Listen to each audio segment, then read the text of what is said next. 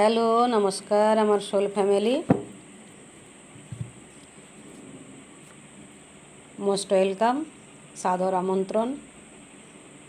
সেই বিশেষ মানুষটির সাথে আপনি যোগাযোগ রাখবেন নাকি সরে যাবেন। বিশেষ মানুষ যে কেউ হতে পারেন, হয়তো এমন একটা বাধ্যতামূলক কিছু আমি ভাইব্রেশন পাচ্ছি যে আপনি ডিসিশন নিতে পারছেন না, আপনার হয়তো মন সায় দিচ্ছে না।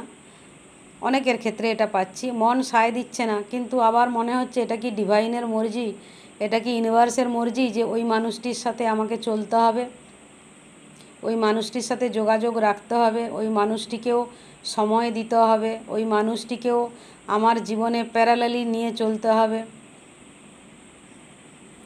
তো এইরকম একটা ভাইব্রেশন আসছে, হয়তো বা কারোর অনিচ্ছা, কিন্তু ডিভাইনের মর্জি কি সেটা বুঝতে পারছেন না।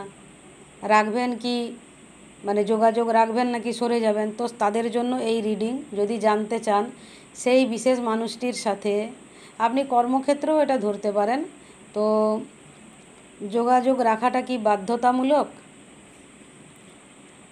যোগাযোগ রাখবেন নাকি সরে যাবেন, কি করণীয়, কি করণীয়। কিং অফ কাপস, যোগাযোগ রাখবেন নাকি সরে যাবেন। দেখুন, প্রথম কার্ড যোগাযোগ রাখবেন নাকি সরে যাবেন।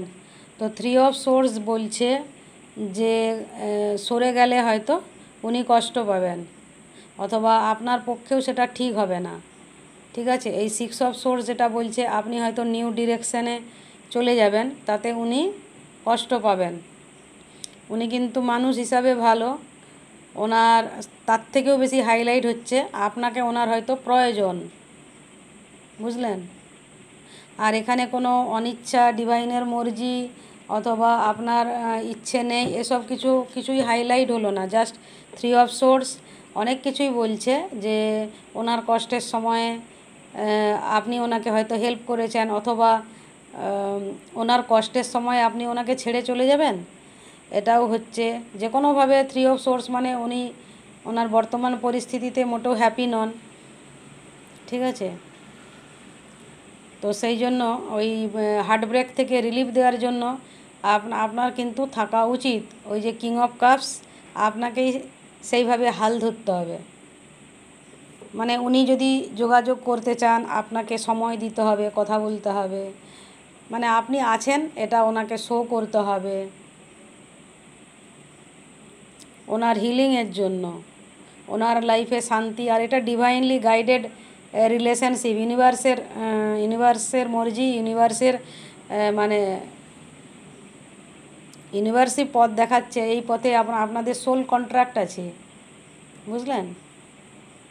একে অপরের পরিপূরক হয়ে একে অপরকে হেল্প করা, একে অপরকে হিলিং দেওয়া প্রয়োজনে।